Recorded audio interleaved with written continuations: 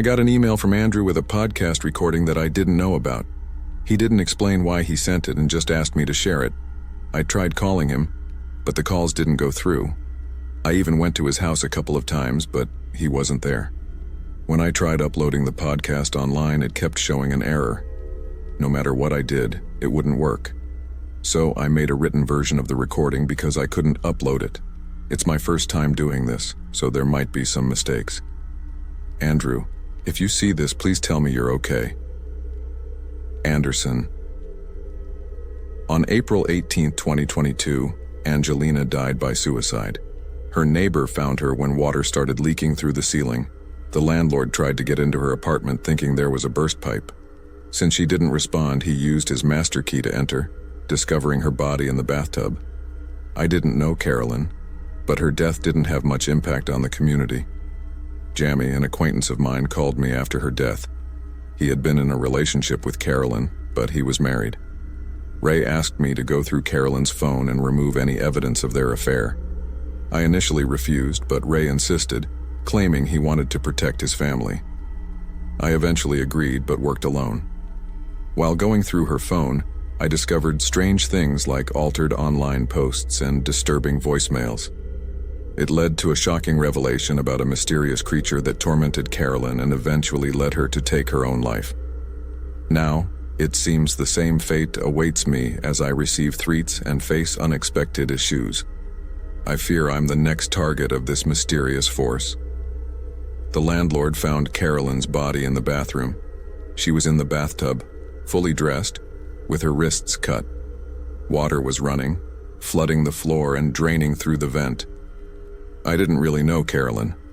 It's a small town and we might have crossed paths, but I can't recall any specific encounters. You'd think her death would have made an impact on the community, maybe with a memorial or calls for better mental health programs. But in reality, nothing much happened. Most people didn't even notice. One exception was Jamie, an acquaintance since childhood. He called me after Carolyn's suicide, and we met at Denny's. During our conversation, I heard a strange noise on the phone. Audible click followed by a short, high-pitched beep. Anderson, continuation. Oops, I thought. Short pause. Anderson, continuation. Maybe not. It could have been. Short pause. Anderson, cunt. Ray explained he knew Carolyn for years, having a close bond while working together. They started a relationship, but here's the catch. Ray was married and claimed to be happily so. I had my doubts, as happily married folks usually don't have long-term affairs, but that's what he said. Worried about evidence of their affair, Ray feared Carolyn might have left something behind. She introduced him to her mom, and he convinced her to let him go through Carolyn's stuff. This allowed him to search freely. Her mom was thankful for his help. Ray checked everything except Carolyn's password-protected cell phone. Unable to access it, he approached me. Short burst of static that cuts off the beginning of the next sentence. Anderson, Conti. Started this podcast on electronics. Never thought I'd be asked to go through dead people's phones. That's what Ray wanted. Unlocking the phone wasn't enough. Carolyn used many social media platforms and apps. He needed me to ensure all traces of the affair were deleted. I hesitated initially, finding the request repulsive. He explained he wanted to end the affair, but Carolyn's suicide thwarted his plans. Exposing it would hurt his family. After much persuasion, I reluctantly agreed, on the condition that he handed me the phone and stayed away while I worked. I had started to justify things in my head. We're good at that when we know what we're doing is wrong, aren't we? I convinced myself that since Ray wouldn't see anything, I'd be protecting Carolyn's privacy. That's just nonsense.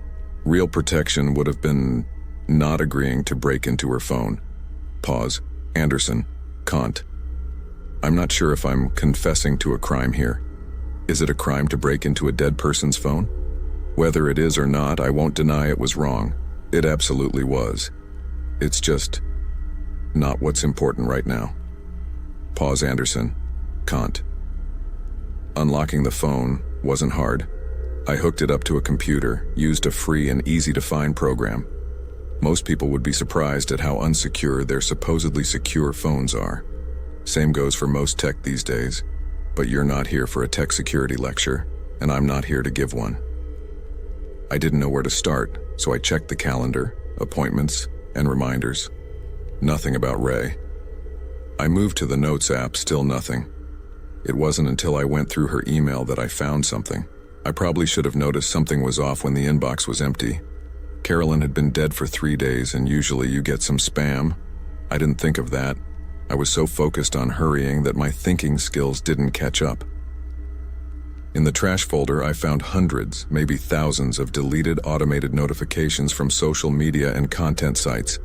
YouTube, Facebook, Twitter, TikTok, and more. All marked as read. After some digging, I found they were sent in a week. I picked one randomly and opened it. The notification was about a new comment on Carolyn's video, and it wasn't nice. IRL, the one who commented, went on a rant, saying the video was terrible, and they were unsubscribing due to bad content. I'm cleaning up the language here. Sorry to interrupt, but I love sharing stories on my channel. With just 8 subscribers, it's a bit demotivating. I work hard on my videos, so getting likes and subscriptions means a lot. Could you please support my channel by liking and subscribing? It's a small but meaningful reward for my effort, thanks. The post felt like a personal attack. There was a link to the video, so I tapped it and watched the first minute. It was a makeup tutorial Carolyn had posted. Not my thing, but judging by the views and followers, many others liked it. With some context, I scrolled down to find Garl's comment and see if others had replied. I found it, but it wasn't what the notification said. Instead, it was a positive review, praising Carolyn and her content. Odd, but I thought maybe there were 2 posts, and the negative one got deleted. My doubt grew as I checked more notifications. They were all bad, some even hateful. But when I checked the platforms, I always found positive posts. Something strange was happening. I found an email where Carolyn complained to a site administrator about a disgusting comment. The admin replied, saying they found no evidence of harassment, and they checked if the comment was deleted or edited. They didn't say it directly, but it seemed like they thought Carolyn made the whole thing up. She sent me 2 things in her first email. First, a copy of the original notification she got. Second, a screenshot she took of the comment, along with other negative comments.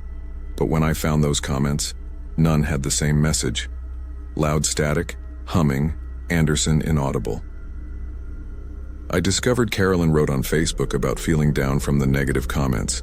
Her mother and friends replied, basically calling her a complainer and a letdown in very colorful language. The messages were harsh, and I felt more sympathetic towards Carolyn. Nobody should endure that much abuse, especially from those close to them. I took an hour break. Somewhere in the process, I cared less about helping Ray hide his affair and more about understanding why Carolyn faced so much hate. None of the pieces, especially the comments magically changing between negative and positive, made sense. Static, louder humming. I was hesitant to listen to the voicemail, but I thought I'd come this far. I clicked on it, and almost instantly, I regretted it. What happened next was a voicemail from Carolyn's mother, lasting nearly 5 minutes. She criticized her daughter in every way imaginable, crossing every line. At one terrible point, she coldly mentioned that Carolyn was born because she couldn't afford to end the pregnancy after getting pregnant from someone other than Carolyn's father. I could only bear to listen to half of it before stopping. The second voicemail was from Ray, less than an hour after Carolyn got her mother's message. If the first one sickened me, this made me furious. In a condescending tone, he meticulously listed every flaw he saw in her, from intelligence to looks to even her intimate skills. It was brutal. It was almost a relief when he said their relationship was over and hung up. Before the recording ended, I was reaching for my phone. Friendship be ignored. I wouldn't help someone so cruel. I was about to call when a thought made me pause. Ray told me he was about to end things with Carolyn when she died, but according to the voicemail, he had already done it. Why lie to me? Was he feeling guilty that his message might have contributed to her taking her own life? I recalled the mysteriously changing online messages. I was starting to think that maybe a long pulsing sound like the flow of electricity, with quiet whisper-like noises in the background. Anderson, continuation. I discovered that Carolyn had downloaded an audio file the day before she died. When I tapped on the file, a woman's voice, calm and steady, played from the phone's speaker. It took me a moment to realize it was an autonomous sensory meridian response, ASMR, recording. For those unfamiliar, ASMR is essentially voices and sounds recorded to trigger a physical response, like the tingling sensation you sometimes get in your head. Many people, more than you might think, use ASMR videos or audio recordings to relax and even fall asleep. While they don't work for everyone, those who find them effective incorporate them into their daily routine. After the sudden negativity in Carolyn's life, it made sense that she sought something to help relieve the stress. Instead of explaining the recording on her phone, I'd like to play a portion of it. A quick warning. There's some questionable content, so if that bothers you, I recommend skipping ahead. If I can post this, I'll try to leave markers on the timeline for when it's over. Here it is. I won't reveal the creator's name or the source, and you'll understand why shortly. Recorded content begins playing. It is a woman's voice barely above a whisper. Woman's voice. Sometimes it's best to take a step back, take a deep breath, and try to let go of all that stress you're feeling. I know life can be hard, and we all have our personal challenges. It can feel overwhelming, like you're being smothered. Remember, there are always people you can turn to for comfort and reassurance. Whispers, barely audible, begin in the background. Woman's voice, Kantia. Sometimes we need to ask ourselves what we would do if we didn't have those incredibly important people in our lives. Imagine how lonely that would be. If everyone in your life turned against you, what would you do? I think that if everyone was turning against me, I'd need to take a good hard look at myself. All of those people couldn't be wrong. What did they know that I didn't? What was so wrong with me that it invited such disdain and hatred? There would have to be something for everyone to act that way. How about you? Have you ever experienced all of your friends and family turning their backs on you? If so, did you look deep inside yourself and figure out why you're so repellent to others? I think that if it was me, I would have to decide if the people I cared about were better off without me in their world. After all, is my one life more important than the happiness of all those other people? No, of course not. I love my family and friends. I want them to be happy, much more than I want myself to be. If my being gone was what would make them happy, then wouldn't it be better for everyone if I was just... The final word is louder and distorted woman's voice, continuation. Dead. The recording ends, Anderson. There's more, a lot more, but I'm sure that you get the idea. I'm also sure that you know where this is leading. I tracked down the site that Carolyn had downloaded the ASMR recording from, and when I played it there, it was nothing like the version she had downloaded. It was instead focused on something called Reiki, which I'm not familiar with but was clearly not something sinister. In the downloads folder, I also found a copy of a recent bank statement from her online account. It showed that the account had contained a decent savings until a week before Carolyn's death. At that point, it had gone to zero. The change in balance was listed as a teller withdrawal. It was a lot of money to have been taken out in a single transaction. Because of everything that I had come across so far, I was immediately suspicious. I went through the phone's call history for the date she had downloaded the document and discovered that she had made a call to the customer service number at the bottom of the statement. The call had lasted over an hour. It seemed to me that Carolyn hadn't been the person that emptied her account, and when she had checked her account and seen that it was empty, she had called the bank to get it corrected. In her final days, Carolyn had been under assault, mentally, emotionally, and financially. It must have been hell. This assault had obviously been engineered. I just couldn't see how that would have been possible. Online posts on major social media platforms that appeared one way to someone, but completely different to everyone else. Audio recordings that were magically different for one download. And the bank withdrawal had been a teller withdrawal, meaning that someone had gone into a physical bank location and taken the money out of the account. How could that have happened? That wasn't even getting into the voicemails. As someone who has to regularly do a lot of research in the tech industry, I knew that the message and recording changes should have been impossible. It would technically have been possible to target a single system like that, in this case a cell phone, but to do it in real time? That's where it crossed into the realm of fantasy. Even if there was a way to do it, it would have required a lot of manpower. A huge conspiracy against a single small-town government employee didn't make any sense. A combination of distorted static and louder whispers than previously. The whispers are in an unrecognizable language. Anderson, continuation. One by one, I went through all the apps on Carolyn's phone. I had completely abandoned the original plan of getting rid of references to her affair with Ray. Instead, I was now solely searching for other signs that her life and well-being had been tampered with. There were a number of things that I found that I would have dismissed as unimportant if I hadn't specifically been looking for oddities. For example, her latest Instagram posts had significantly fewer interactions than previous ones had, to the point that there might as well have been nothing at all. The same went for her TikTok account. Most concerning was that I started to see a pattern emerging on non-social media apps as well. All of her content suggestions on Netflix and HBO Max were depressing stories or contained characters that committed suicide. I tried clicking on a few of Carolyn's previously watched movies and shows that weren't these suggestions, but each time an error message would pop up saying that the content wasn't currently available and to try again later. The suggested shows, however, would instantly start to play. More distorted static and louder whispers. This time the whispers are in English and repeat the words one way over and over again. Anderson, continuation. I finally ran out of apps to check with the exception of one. I had been purposely avoiding it. During the hours that I had been going through Carolyn's phone, I had been invading her privacy.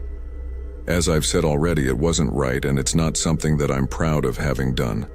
The last app would take that invasion of privacy one step further though.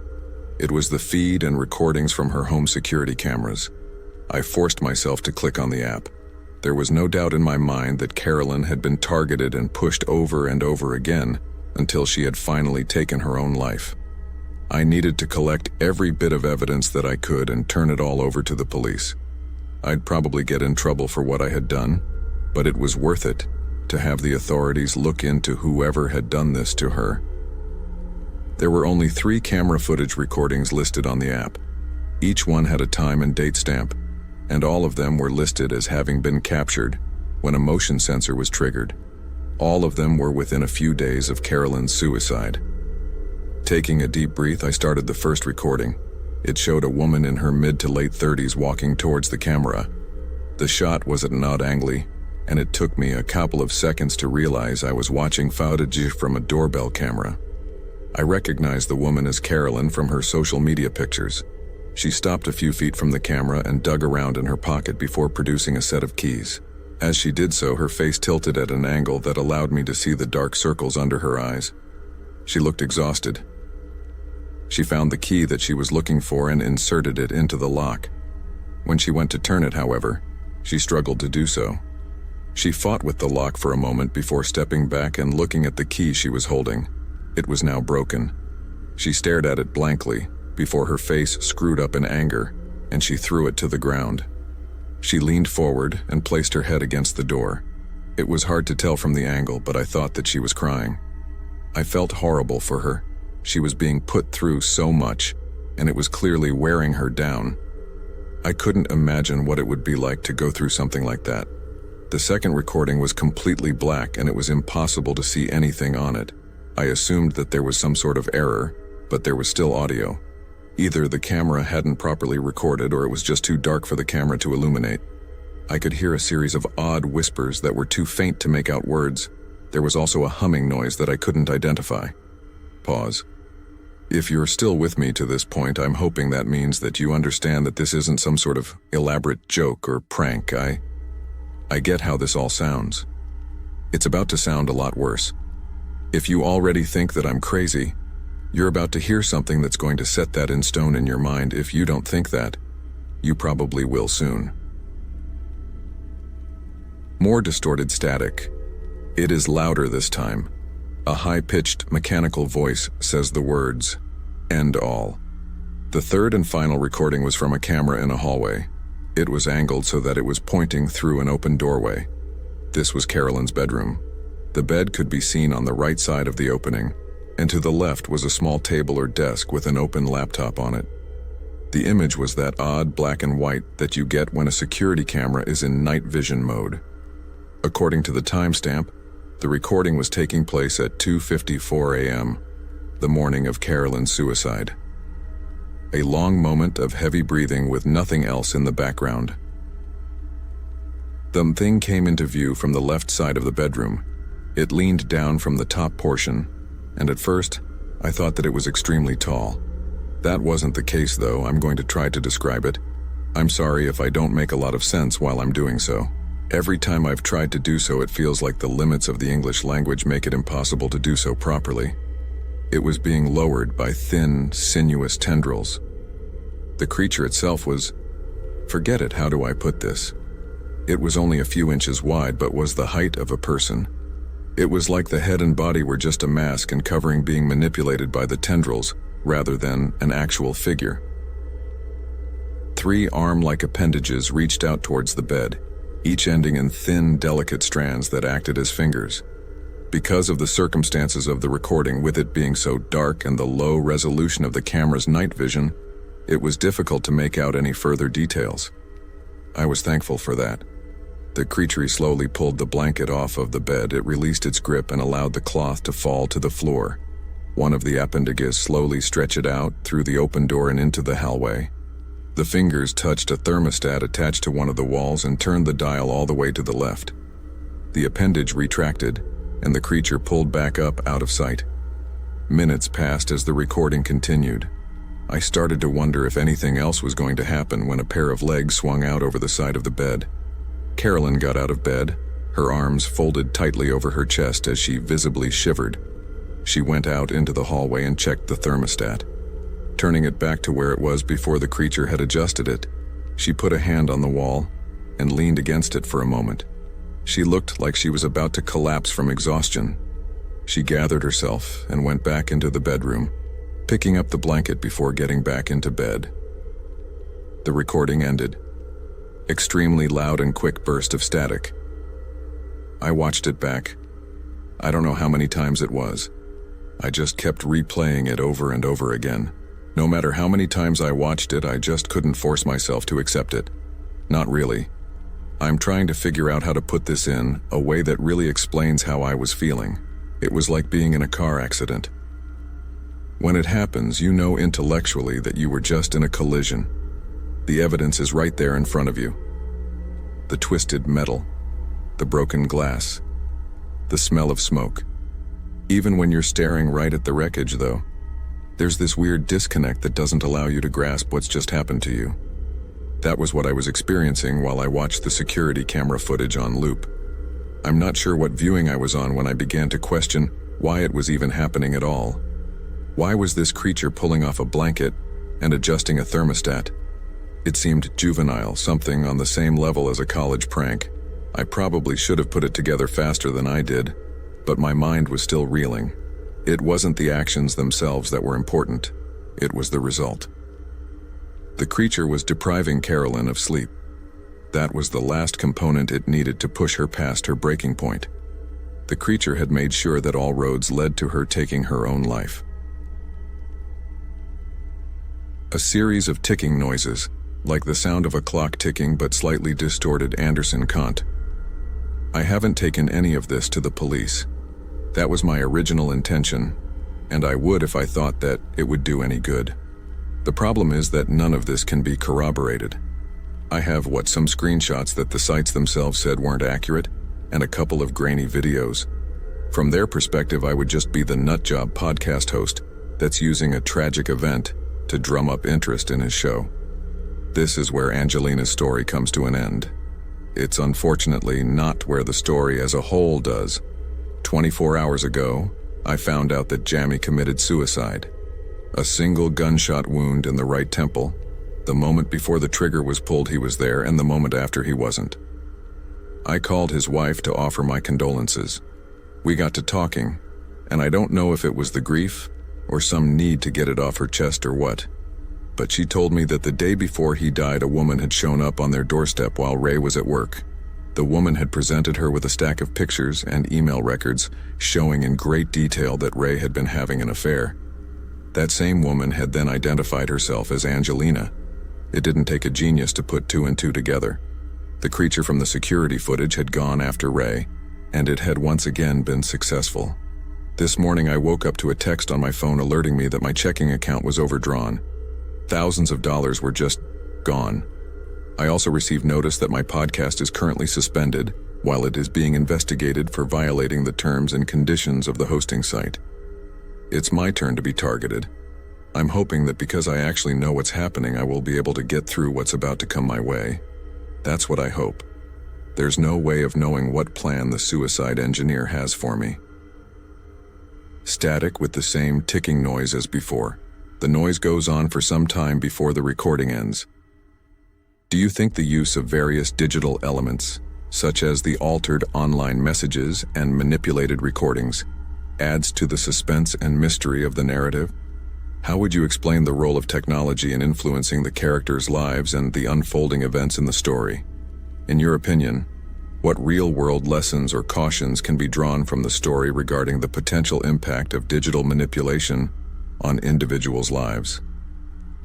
Share your thoughts and interpretations of the story, and feel free to discuss any similar experiences or themes you've encountered in other narratives.